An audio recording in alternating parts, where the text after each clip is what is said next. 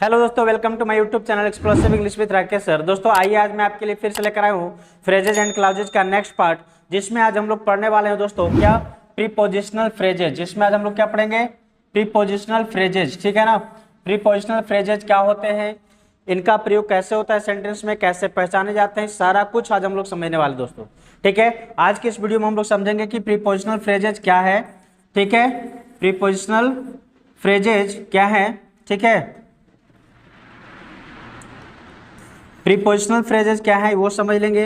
इसके बाद हम लोग ये भी समझेंगे कि इसका टाइप्स कितने होते हैं। प्रीपोजिशनल फ्रेजेस के टाइप्स, यानी कि फ्रेज का तो टाइप्स हम लोग पढ़ ही रहे हैं, अब फ्रेज के टाइप्स में भी जो प्रीपोजिशनल फ्रेज है इसके भी टाइप्स होते हैं दोस्तों। पहले तो ये जानेंगे कि ये होता क्या है, इसके टाइप्स कितने हैं। ठीक है, इसके टाइप्स कितने हैं और इसका प्रयोग सेंटेंस में यूजेज कैसे होते हैं, किस तरह से आएगा, जिसको हम पहचान कैसे पाएंगे, ये सारा कुछ आज की इस वीडियो में हम लोग पढ़ने वाले दोस्तों। इसलिए आप बिल्कुल इस वीडियो को शुरू से अंत तक जरूर देखेंगे ताकि आप पूरा अच्छे से क्लियरली समझ पाएं। मैं आपको बहुत गहराई तक बताने की कोशिश कर रहा हूं दोस्तों, यानी कि कहें तो एक बात क्या, बेसिक टू एडवांस लेवल है ना, बेसिक से एडवांस तक आपको समझाने की कोशिश है मेरा इस वीडियो के माध्यम से, ताकि आप सब कुछ समझ जाएं और आपको कभी दोबारा कोई प्रॉब्लम ना हो किसमें, प्रीपोजिशनल फ्रेज में दोस्तों। क्लियरली चलिए आगे हम लोग समझने की कोशिश करते हैं, स्टार्ट करते हैं। तो प्रीपोजिशनल फ्रेज क्या है, देखिए लिखा हुआ है। आप जैसा कि जानते हैं दोस्तों प्रीपोजिशन क्या करता है। प्रीपोजिशन हम पहले जान ले प्रीपोजिशन को। प्रीपोजिशन जो होता है ना, प्रीपोजिशन सो क्या करता है, प्रीपोजिशन किसी भी सेंटेंस में जब आता है तो वो दो नाउन, ठीक है ना, दो नाउन, ठीक है, नाउन एंड नाउन, ठीक है, यानी कि दो नाउन के बीच के रिलेशन बताने का काम करता है। क्या करता है, रिलेशन, रिलेशन शो करता है ना, शोज बिटवीन टू नाउन। ठीक है, यानी दो नाउन के बीच में ये संबंध बताता है। जैसे मैं बोलूं ऑन द टेबल, ठीक है, अब क्या, the cat is on the table. तो देखो दोस्तों यहाँ पे देखिए क्या है, इसमें हम लोग देख रहे हैं कि क्या है, यहाँ पे एक कैट हो गया हमारा नाउन, नाउन वन, और द टेबल ये नाउन टू हो गया हमारा। ठीक है ना, नाउन टू, ये दोनों बीच, दोनों के नाउन, जो दोनों नाउन है इन दोनों के बीच के रिलेशन को शो कर रहा है ऑन, और ये ऑन जो है यही प्रीपोजिशन हुआ। ठीक है, ऑन यहाँ पे क्या हो गया, तो यह एक प्रीपोजिशन हो गया दोस्तों। क्लियरली बात समझ में आ रहा है ना। चलो मतलब क्या है कि देखो बोल रहा है the cat is on the table, बिल्ली टेबल पर है। बिल्ली कहाँ है, तो टेबल पर है। बिल्ली और टेबल के बीच का रिलेशन अभी कैसा है, जुड़ा हुआ है, दोनों एक दूसरे से जुड़े हुए। अगर उस पर बैठा है तो उसके संपर्क में, रिलेशन में है, तो ये शो करने का काम करते हैं प्रीपोजिशन। ठीक है, चलिए अब हम समझते हैं आगे क्या होता है प्रीपोजिशनल फ्रेजेज को। ध्यान से देखिए, बोल रहा है प्रीपोजिशनल, ठीक है, प्रीपोजिशनल फ्रेजेज कंसिस्ट ऑफ, देखो प्रीपोजिशनल फ्रेजेज में हम लोग समझ रहे हैं, तो उसमें देखिए क्या कि बोल रहे हैं पहला बात कि प्रीपोजिशनल जो होते हैं ना फ्रेजेज, वो उसमें पाए जाते हैं क्या, प्रीपोजिशनल फ्रेजेज में पहले प्रीपोजिशन पाया जाएगा। जितने भी प्रीपोजिशनल फ्रेजेज मिलेंगे उसमें पक्का कोई ना कोई प्रीपोजिशन रहेगा ही रहेगा। ठीक है, इसके बाद the object of the preposition, उस प्रीपोजिशन के बाद कोई ना कोई ऑब्जेक्ट आएगा। जैसे मैं बोलूं ऑन द टेबल, अभी मैं बोला था ना ऑन द टेबल, तो ये जो टेबल है दोस्तों, ये टेबल एक नाउन है, बट यहाँ पे अभी किस तरह से काम कर रहा है, तो इस जगह पे अभी ये एक ऑब्जेक्ट का काम कर रहा है। यहाँ पे क्या कर रहा है, यह एक ऑब्जेक्ट का काम कर रहा है। किसका ऑब्जेक्ट, तो ये जो ऑन प्रीपोजिशन है ना, इस प्रीपोजिशन का यह एक ऑब्जेक्ट की तरह काम कर रहा है दोस्तों। ठीक है, तो ये चीज बोल रहा है कि प्रीपोजिशन जो प्रीपोजिशनल फ्रेज जो है so object of preposition consist करेंगे एंड एनी मॉडिफायर्स, और उसके साथ कोई मॉडिफायर हो सकता है। जैसे देखो प्रीपोजिशन यह हो गया, इसके बाद ये एक मॉडिफायर ही तो है जिसको आप कह सकते हैं डिटरमाइनर। ठीक है जी, चलिए नेक्स्ट, अब आगे समझते हैं। अब देखो एग्जाम्पल के माध्यम से इसको समझने की कोशिश करेंगे हम लोग। ठीक है, बोल रहा है क्या कि देखो एग्जाम्पल दिया हुआ है क्या, एक एग्जाम्पल है the genie from the brass lamp granted 3 wishes. ठीक है, द गिनी, ठीक है ना, genie from the brass lamp क्या हुआ, ग्रांटेड 3 विशेस, 3 विशेस को उसने ग्रांट किया। किससे भाई, तो ब्रास लैंप से। एक लैंप होता है ना, ब्रास लैंप, वो जो होता है जिससे लोग विश अपने पूरा करवाते हैं वैसा। तो देखो यहाँ पे क्या, ये इस जगह में, इस सेंटेंस में आप देखेंगे दोस्तों, इसमें देख रहे हैं क्या कि यहाँ पे एक वर्ड लिखा हुआ है फ्रॉम। क्या लिखा हुआ है, एक वर्ड है जिसको हम कह सकते हैं क्या, वो है वर्ड फ्रॉम। देखेंगे यहाँ पे एक वर्ड है फ्रॉम, यही हमारा प्रीपोजिशन हुआ। फ्रॉम यहाँ पे क्या हो गया, प्रीपोजिशन हो गया। जैसा कि आप देख रहे हैं यहाँ पे एरो करके शो भी क्या हुआ है, प्रीपोजिशन है। ठीक है ना, प्रीपोजिशन हो गया। और इस प्रीपोजिशन के बाद आगे जो है, बिल्कुल इसको भी इरेज कर दूं ताकि आपको साफ साफ दिखे। ठीक है, चलिए आप यहाँ पे देखिए,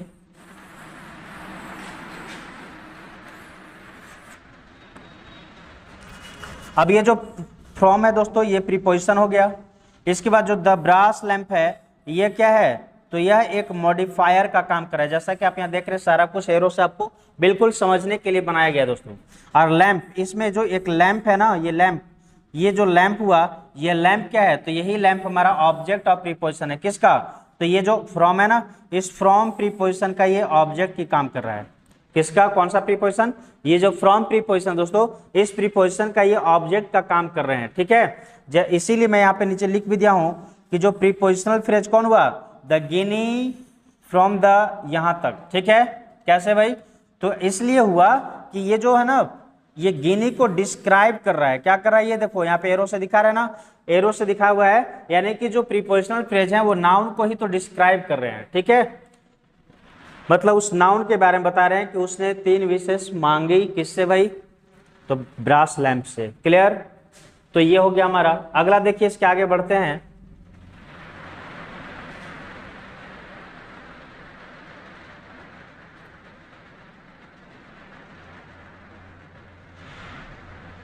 चलिए अब यहां तक देख दिया हुआ, क्या समझेंगे इसको अच्छे से, थोड़ा ध्यान से समझने की कोशिश करेंगे दोस्तों।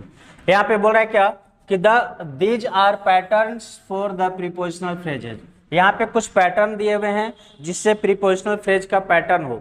आपको ये पढ़कर पता चलेगा कि सेंटेंस में प्रीपोजिशनल फ्रेजेज कैसे आते हैं। तो देखो इसमें होता क्या है, पहले प्रीपोजिशन आएगा, उसके बाद फिर कोई नाउन या कोई प्रोनाउन या कोई जेरेंड या फिर कोई क्लाउज हो सकता है दोस्तों। यानी कि सबसे पहले प्रीपोजिशन, ठीक है, इसके बाद कोई नाउन या प्रोनाउन या फिर कोई जेरंड या फिर कोई क्लाउज, ये सब आ सकते हैं। कब, प्रीपोजिशन के बाद, किसी भी प्रीपोजिशन के बाद ये आएंगे दोस्तों। ठीक है, प्रीपोजिशन के बाद, है ना, प्रीपोजिशन के बाद इनमें सब कोई आ सकता है। नाउन आ सकता है, प्रोनाउन, जेरंड, क्लाउज। वही चीज यहाँ पे दिया हुआ है कि नाउन, प्रोनाउन, जेरंड, क्लाउज, ये कोई भी आ सकते हैं। ये पैटर्न है प्रीपोजिशनल फ्रेज का।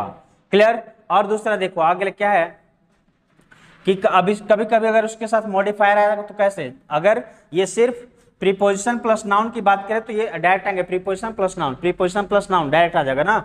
जैसे बोले क्या, प्रीपोजिशन प्लस नाउन को बोलना हो तो बोले इन अ स्कूल। तो देखो इन हमारा यहाँ पे हो गया प्रीपोजिशन और ये हमारा क्या हो गया, नाउन हो गया।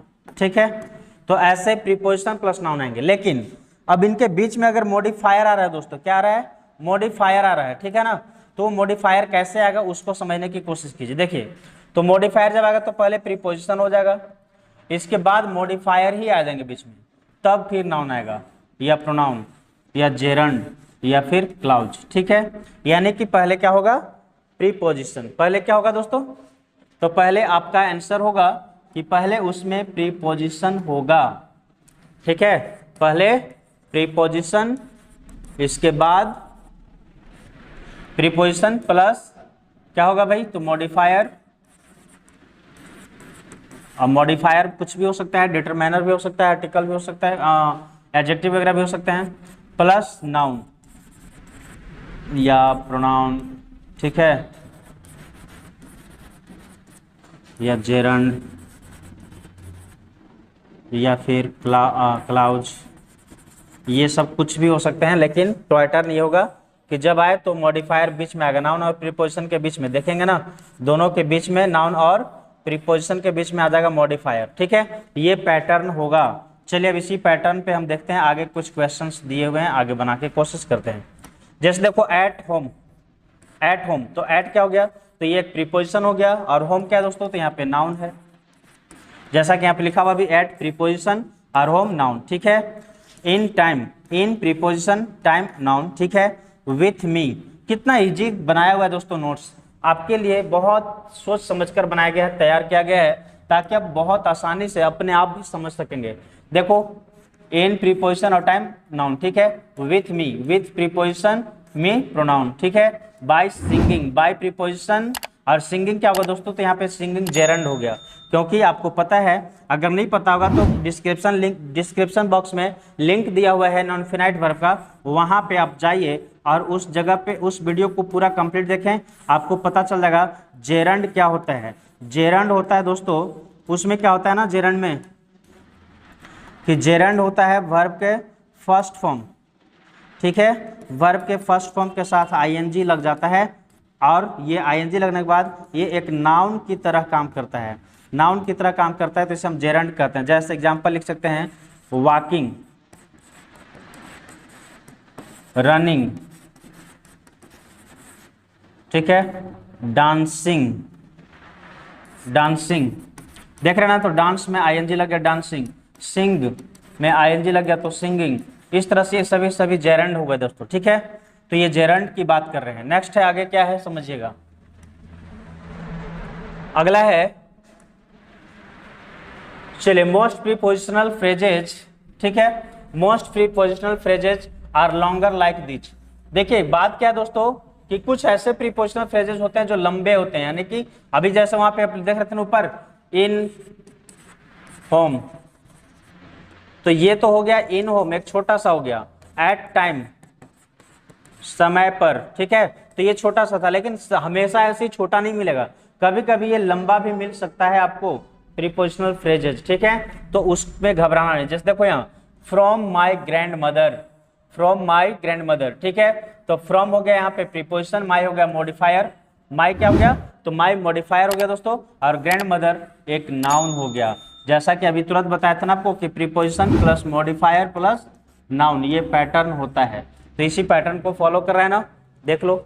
चलो नेक्स्ट है, under the warm blanket, under हमारा क्या हो गया, तो प्रीपोजिशन, द वार्म क्या हो गया, तो मॉडिफायर, और ब्लैंकेट क्या हो गया, तो नाउन। ठीक है, कोई दिक्कत, आगे देखिए, along the busy 6 lane highway. ठीक है, इसमें क्या हो गया, तो अलोंग हमारा हो गया प्रीपोजिशन, द बीजी 6 लेन ना, द बीजी 6 लेन हमारा मॉडिफायर, और हाईवे जो है दोस्तों ये एक नाउन हो गया। क्लियर, चलिए नेक्स्ट है, अब देखो क्या है, इसको समझिएगा।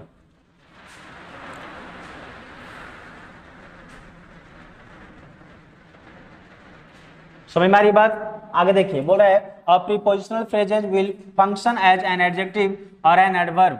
As an adjective the prepositional phrases will answer the question. ठीक है, विच वन, बात को समझिएगा, यानी किसी भी सेंटेंस में अगर प्रीपोजिशनल फ्रेज यूज हुए हैं तो प्रीपोजिशनल फ्रेज वहां पे फंक्शन कर सकते हैं एज एन एडजेक्टिव, एडजेक्टिव की तरह काम कर सकते हैं, या फिर किसी एडवर्ब की तरह काम कर सकते हैं।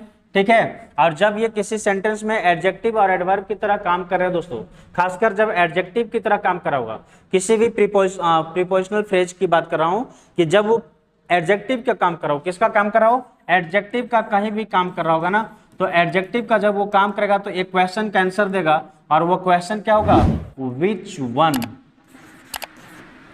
कौन सा ना, विच वन करके आप क्वेश्चन करेंगे।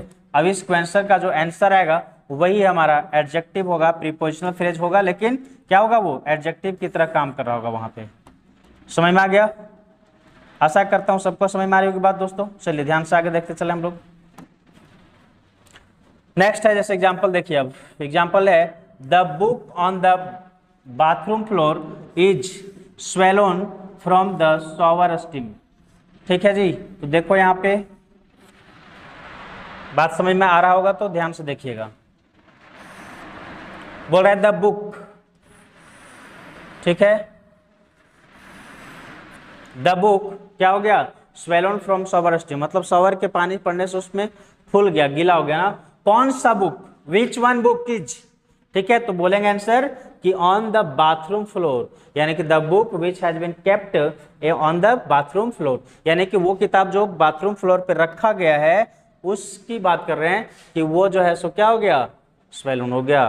तो यहाँ पे किस क्वेश्चन का आंसर दे रहा है, तो विच वन का क्वेश्चन हो रहा है इसका हमारा, विच वन।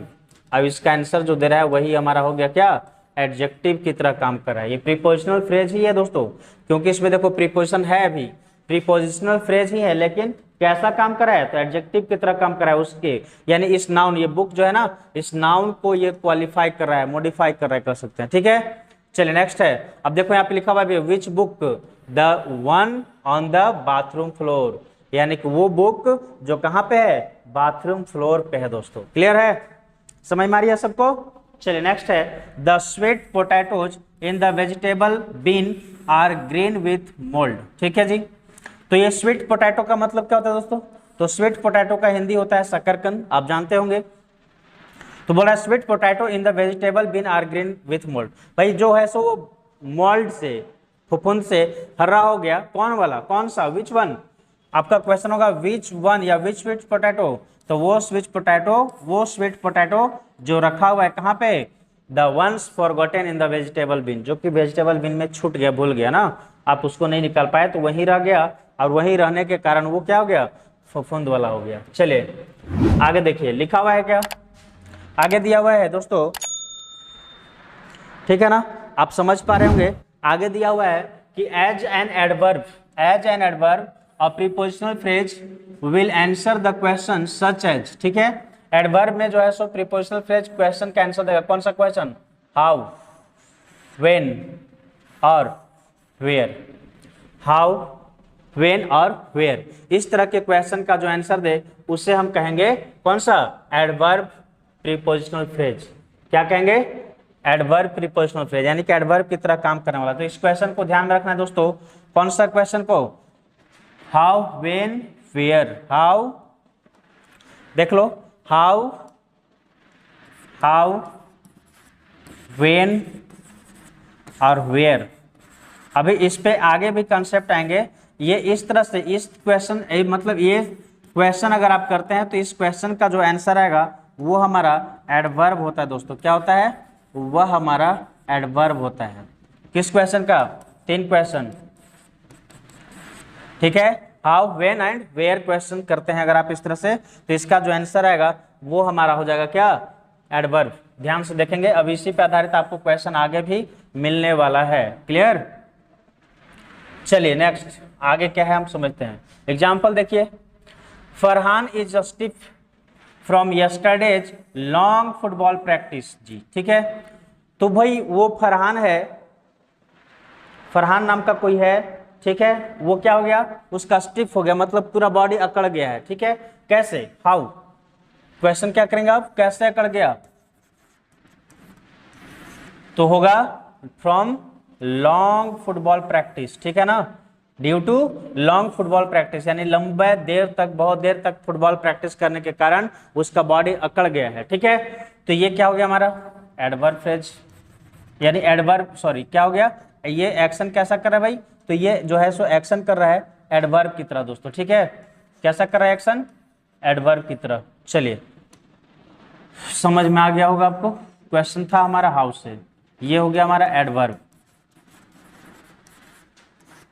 ठीक। नेक्स्ट देखो यहाँ लिखा हुआ भी है, how did Farhan get a stiff, Farhan कैसे स्टिफ हो गया, कैसे उसका बॉडी अकड़ गया, तो फ्रॉम यस्टरडेज लॉन्ग प्रैक्टिस, है ना, फुटबॉल लॉन्ग प्रैक्टिस, यानी कि पिछले दिन फुटबॉल का लंबे देर तक प्रैक्टिस करने के कारण। नेक्स्ट है, before class Jasmine begged her friends for a pencil, ठीक है, क्लास से पहले जैस्मिन क्या करती है, अपने दोस्तों से एक पेंसिल मांगती है। अब क्वेश्चन है, when did Jasmine do her begging, मतलब जैस्मिन कब मांगी है, तो भाई बिफोर क्लास, ठीक है। तो ये यहाँ पे जो है किस तरह का क्वेश्चन का आंसर दे रहा है, तो व्हेन से, व्हेन यानी एडवर्ब की तरह काम कर रहा है, ठीक है। समझ में आ रहा है ना? तो ये ध्यान में रखना आपको क्या, कि जब कभी क्वेश्चन में मतलब हाउ, व्हेन एंड वेयर करके क्वेश्चन करते हैं, इसका जो आंसर आएगा वो समझ जाएंगे आप कि वो हमारा क्या हो रहा है, एडवर्ब। चलिए दोस्तों देखिए नेक्स्ट है, a prepositional phrase will never contain the subject of a sentence. ध्यान से देखेंगे, एक बात बहुत इंपॉर्टेंट बात है ये, कि किसी भी सेंटेंस में जब प्रीपोजिशनल फ्रेज आएगा ना, तो उसमें कभी भी सब्जेक्ट नहीं रहेगा। सब्जेक्ट नहीं रहता है दोस्तों, याद रखेंगे इस बात को, कभी नहीं सब्जेक्ट मिलेगा आपको प्रीपोजिशनल फ्रेज में। जैसा कि अभी आप ऊपर जितने भी देखे प्रीपोजिशनल फ्रेज वाला एग्जाम्पल, किसी में सब्जेक्ट नहीं था। ठीक है, चलिए अब हम चलते हैं अगले इसके टाइप्स की ओर। प्रीपोजिशनल फ्रेज का भी टाइप्स होता है, वो कितने टाइप्स हैं, कौन कौन है, देखते हैं ध्यान से। इसका पहला टाइप है दोस्तों prepositional phrases acting as an adverb, sorry adjective. Prepositional phrase भी एडजेक्टिव की तरह काम करता है। ठीक है, अब ये देखो कैसे, the girl in the middle is the best dancer. अब होगा कि the girl in the middle is the best dancer, कौन सी लड़की, मतलब लड़की बहुत अच्छी डांसर है, कौन लड़की, तो यहाँ पे आप आंसर दे रहे हैं, इसका आंसर क्या दे रहे हैं भाई, कि इन द मिडिल, यानी वो लड़की जो बीच में है। तो ये क्या हो गया, यहाँ पे एडजेक्टिव की तरह काम कर रहा है। ठीक है, प्रीपोजिशनल फ्रेज है, इन द कोइन लगा हुआ है ना, ये प्रीपोजिशनल फ्रेज ही है, लेकिन यहाँ पे एडजेक्टिव की तरह कर रहा है, उसका उस नाउन के बारे में बता रहा है। किस नाउन के बारे में, ये नाउन के बारे में बता रहा है कि भाई कौन कौन है, क्या है, तो उसके बारे में जो बताया उसी को हम एडजेक्टिव कहेंगे। नेक्स्ट है, the grocery store across the town has a great product selection. ठीक है जी, अब यहाँ पे ध्यान से देखिए, अब इसमें अगर आप क्वेश्चन करते हैं कि the grocery store across the town, ना ये across town has great product. ठीक है, अक्रॉस टाउन, ये देखो ये कैसा काम कर रहा है भाई, जो ग्रोसरी स्टोर है वो कहाँ है, कैसा है, तो ये हो गया अक्रॉस टाउन, टाउन के पास, मतलब टाउन से सटा हुआ कर सकते हैं, पास में ना। तो ये हो गया क्या, अक्रॉस, यहां से यहां तक हमारा प्रीपोजिशनल फ्रेज हो गया, जो कि एडजेक्टिव की तरह एक्शन कर रहा है। यहाँ पे कैसा काम कर रही है, तो यहाँ पे यह एक एडजेक्टिव की तरह काम कर रहा है दोस्तों। ठीक, next, the park near the lake has an of lease dog area. ठीक है जी, अब कौन सा जगह, किसकी बात हो रही है, तो पार्क की बात हो रही है, कहाँ की पार्क, तो नियर द लेक। ठीक है, कहाँ की, मतलब लेक के पास का जो पार्क है उस पार्क की बात करें। ठीक है ना, तो यहाँ पे ये बात हो रहा है इस पार्क के बारे में, और ये पार्क के बारे में जब बता रहा था ये एडजेक्टिव हो गया, यानी एक फ्रेज ऐसा है प्रीपोजिशनल फ्रेज जो एडजेक्टिव की तरह काम कर रहा है। नेक्स्ट है, the restaurant behind my house is loud. ठीक है, मेरे घर के पीछे, ठीक, रेस्टोरेंट, तो ये पूछ रहा है किसकी बात हम करें, तो रेस्टोरेंट का, कहाँ का रेस्टोरेंट, तो हमारे घर के पीछे का रेस्टोरेंट। ठीक है, तो ये हो गया हमारा एडजेक्टिव की तरह काम कर रहा है। यहाँ पे बिहाइंड माई हाउस, ये भी एक एडजेक्टिव का काम कर रहा है, क्योंकि उस हाउस के बारे में बता रहा है, हाउस को एक्सप्लेन कर रहा है, इसलिए ये हमारा क्या हो गया, ये भी एक एडजेक्टिव ही है, preposition acting as a adjective हो जाएगा। The neighbours to my right have a lot of parties. ठीक है, अब इसमें देखिए, इसमें बोल रहा है किसकी बात हम करें, तो पहला तो बात हम करें नेबर्स के बारे में। अब इनके बारे में हम क्या बात कर रहे हैं, तो आपका आंसर होगा कि इनके बारे में बात कर रहे हैं कि टू माई राइट। ठीक है, मेरे दाहिने में। ठीक है, तो ये हमारा एडजेक्टिव की तरह काम करने वाला एडजेक्टिव फ्रेज कहेगा, सॉरी प्रीपोजिशनल फ्रेज है, एडजेक्टिव की तरह काम करने वाला प्रीपोजिशनल फ्रेज। ठीक है दोस्तों, चलिए अब नेक्स्ट हम देखते हैं, अगला है टॉपिक हमारा इसी का, यानी अगला टाइप है क्या, वो टाइप है दोस्तों preposition phrase acting as an adverb, यानी प्रीपोजिशनल फ्रेज जो कैसा काम कर रहा है, तो एडवर्ब की तरह काम कर रहा है, यानी कि जो एडवर्ब का काम कर रहा है, एडवर्ब का काम क्या होता है, तो वर्ब को क्वालिफाई करना, वर्ब को क्वालिफाई करना। ठीक है ना, ये एडवर्ब का काम है दोस्तों। तो ये वर्ब को क्वालिफाई करेगा कैसे, देखिए, she went to the store, she went where, अभी आपको बताया था ना, यहाँ पे देखिए मैं आपको इस जगह पे भी बोला था कि आप इसको ध्यान में रखना जरूर।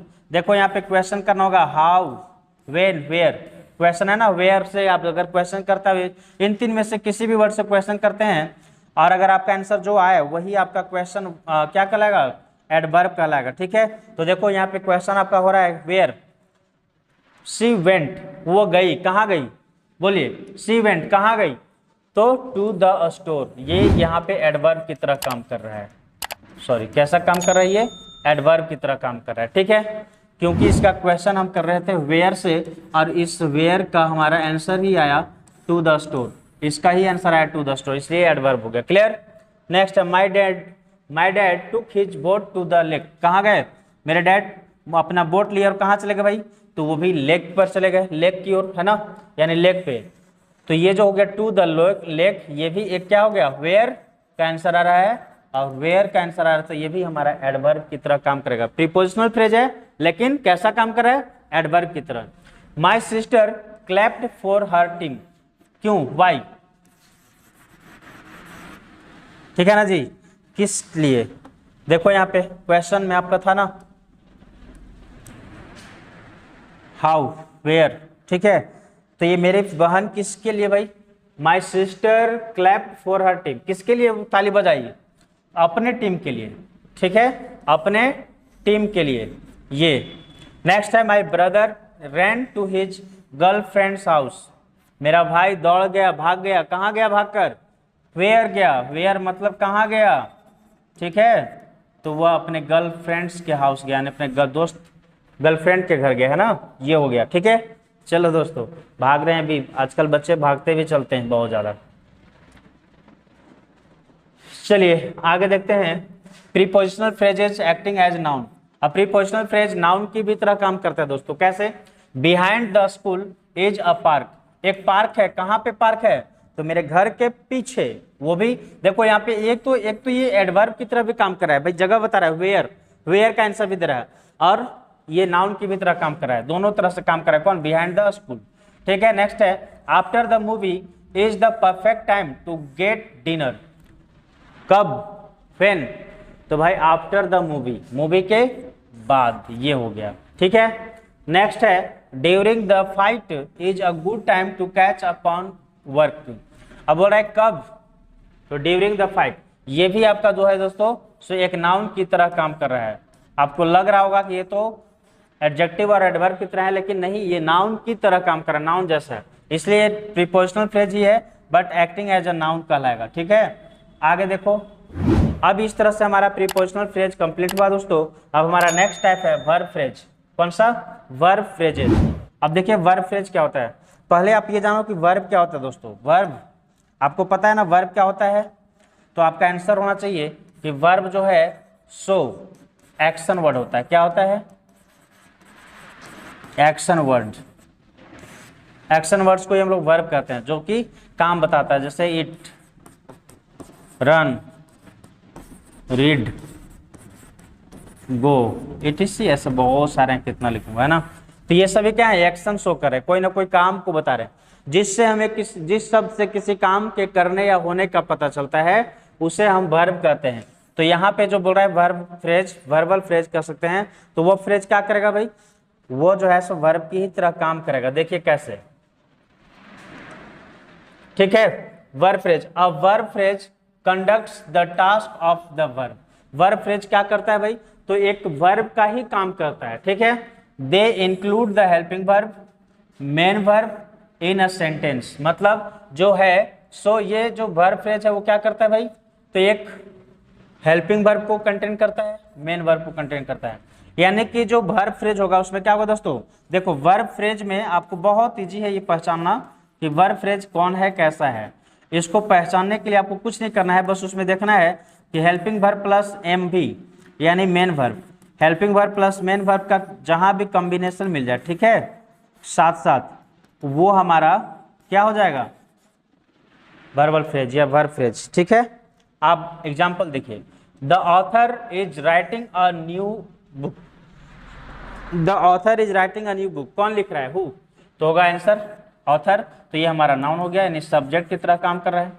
क्या कर रहा है, तो राइटिंग, देखो इज राइटिंग, देखिए यहाँ पे इज हमारा जो है ना दोस्तों क्या है, ये मैं आपको अलग अलग दिखा दूं, इज जो है इज, देख रहे ना, इज है यहाँ पे एच भी, और ये जो राइटिंग है ये राइटिंग क्या है, एम भी, तो ये हो गया एच बी प्लस एम भी, देखिए एच बी प्लस एम भी वाला है ना, तो ये हमारा वर्ब फ्रेज कहलाएगा, क्या कहलाएगा, वर्ब फ्रेज, समझ में आ गया? यही हमारा वर्ब फ्रेज हो गया दोस्तों। क्लियर? चलिए नेक्स्ट है, अगला है I must make an A in this class. ठीक है ना? तो अब इसमें बोल रहा है आई मस्ट मेक क्या, ए इन दिस क्लास। तो देखो यहाँ पे मस्ट हमारा हेल्पिंग वर्ब हो गया यानी मॉडल वर्ब, और मेक हमारा मेन वर्ब हो गया एम बी। तो ये हमारा हो गया वर्ब फ्रेज, मस्ट मेक, यहां से हमारा वर्ब फ्रेज हो गया दोस्तों। क्लियर? चलिए आगे देखते हैं। नेक्स्ट है द डॉग माइट। देखो यहाँ पे ये एच बी हो गया माइट, और इट हो गया हमारा एम बी, ये भी एक वर्ब फ्रेज हो गया। कौन? तो माइट इट। ठीक। नेक्स्ट है ही वाज। तो ही तो हमारा सब्जेक्ट है, वाज हेल्पिंग वर्ब, ये was helping verb H B, और वॉकिंग ये हो गया हमारा मेन वर्ब एम बी, और ये दोनों मिलाकर हमारा बन गया दोस्तों वर्ब फ्रेज। ठीक है? तो इस तरह से याद रखेंगे वर्ब फ्रेज पहचानने का नियम, कि जब भी ध्यान में आ जाए हमारा एच भी प्लस एम भी, यही हमारा वर्ब फ्रेज पहचानने का ट्रिक है। चलिए नेक्स्ट, अब इसका देखिए और कुछ है चीजें जो समझ लेते हैं। बोल रहा है क्या, we got married after college. तो यहाँ पे देखो भाई, अच्छा ये तो आ गया,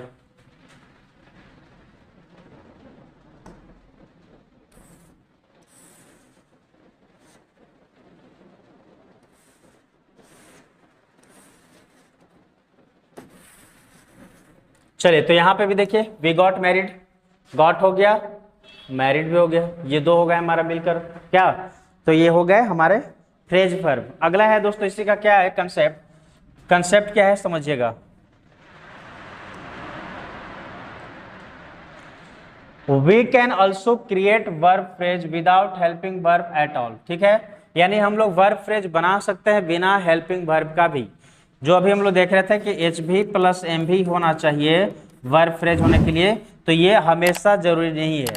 ये जरूरी है कब, जब आप बना रहे हैं, जैसे टेंस होता है ना, टेंस, टेंस की बात मैं करूं अगर आपसे, तो टेंस में जब आप पढ़े हैं चार, मतलब तीन types, there are 3 types of tense, और फिर उन तीनों का चार चार पढ़ते हैं ना, इंडेफिनिट, ठीक है, कंटिन्यूअस, परफेक्ट, और एक परफेक्ट कंटिन्यूअस। ठीक है?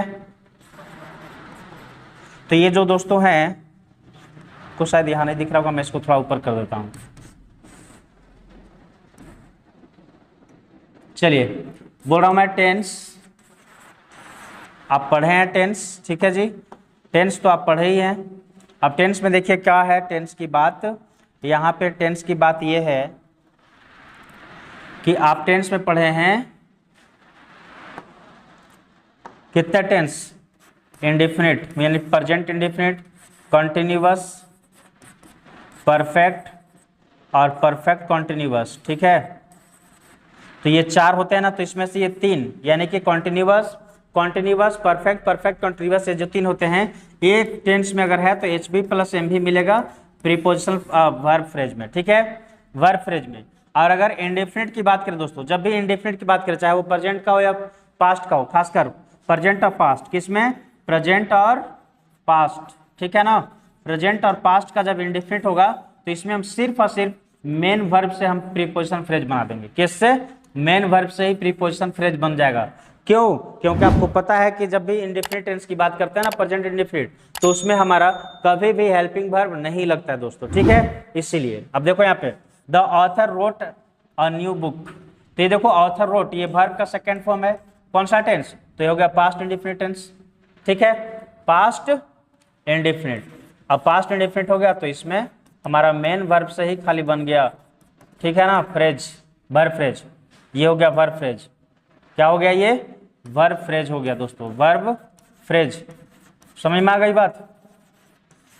चलिए नेक्स्ट है I made an A in the class. तो ए यहाँ पे भी जो है ना, ये मेड वर्ब का सेकेंड फॉर्म है, सिंपल पास्ट यानी पास्ट इंडेफिनिट, तो ये भी एक वर्ब फ्रेज हो गया। द डॉग इट्स, ये पास्ट प्रेजेंट इंडेफिनिट, ये भी वर्ब फ्रेज हो गया।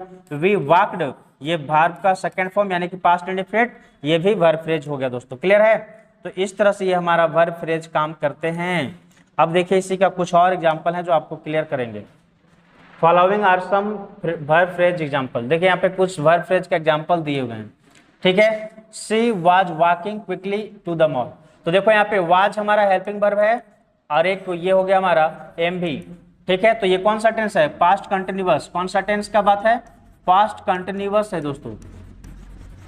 इसीलिए पास्ट कंटिन्यूअस होने के कारण इसमें H B plus M B का कॉम्बिनेशन मिला वर्ब फ्रेज में। ठीक है, कब किस में मिला?